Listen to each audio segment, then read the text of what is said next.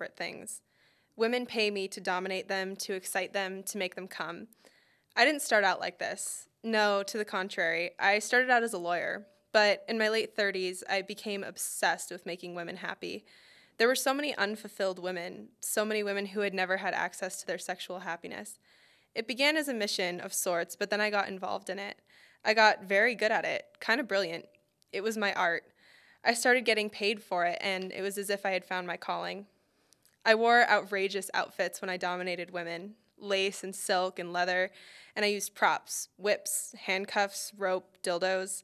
There was nothing like this in tax law. There were no props, no excitement, and I hated those blue corporate suits, although I wear them now from time to time in my new line of work, and they serve quite nicely. Context is all.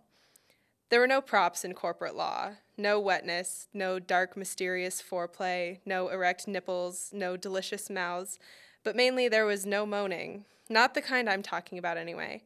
This was the key, I see now. Moaning was the thing that ultimately seduced me and got me addicted to making women happy.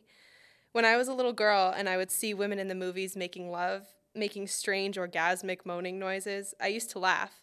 I got strangely hysterical. I couldn't believe that big, outrageous, ungoverned sounds like that came out of women. I longed to moan. I practiced in front of my mirror on a tape recorder, moaning in various keys, various tones. But always when I played it back, it sounded fake. It was fake. It wasn't rooted in anything sexual, really, only my desire to be sexual. But then when I was 10, I had to pee really badly once. On a car trip. It went on for almost an hour, and when I finally got to pee in this dirty little gas station, it was so exciting. I moaned.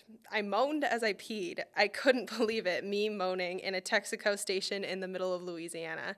I realized right then that moans are connected with not getting what you want right away, with putting things off.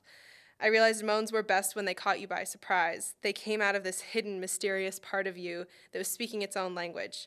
I realized that moans were, in fact, that language. I became a moaner. It made most men anxious. Frankly, it terrified them. I was loud and they couldn't concentrate on what they were doing. They would lose focus. Then they'd lose everything. We couldn't make love in people's homes. The walls were too thin. I got a reputation in my building and people stared at me with contempt in the elevator. Men thought I was too intense. Some called me insane. I began to feel bad about moaning. I got quiet and polite. I made noise into a pillow. I learned to choke my moan, hold it back like a sneeze. I began to get headaches and stress-related disorders. I was becoming hopeless when I discovered women. I discovered that most women loved my moaning, but more importantly, I discovered how deeply excited I got when another woman moaned, when I could make other women moan. It became kind of a passion. Discovering the key, unlocking the vagina's mouth, unlocking this voice, this wild song. I made love to quiet women, and I found this place inside them that they shocked themselves in their moaning. I made love to moaners, and they found a deeper, more penetrating moan. I became obsessed. I longed to make women moan, to be in charge, like a conductor, maybe, or a band leader.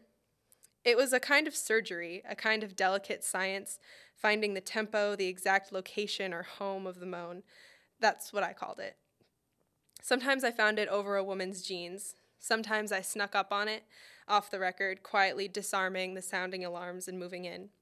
Sometimes I used force, but not violent, oppressive force, more like dominating. I'm going to take you someplace, don't worry, lay back and enjoy the ride kind of force. Sometimes it was simply mundane. I found the moan before things even started, while we were eating salad or chicken, just casual, right there, with my fingers. Here it is, like that, real simple, in the kitchen, all mixed in with the balsamic vinegar. Sometimes I used props. I loved props. Sometimes I made the woman find her own moan in front of me. I waited, stuck it out until she opened herself. I wasn't fooled by the minor, more obvious moans. No, I pushed her all the way to her power moan.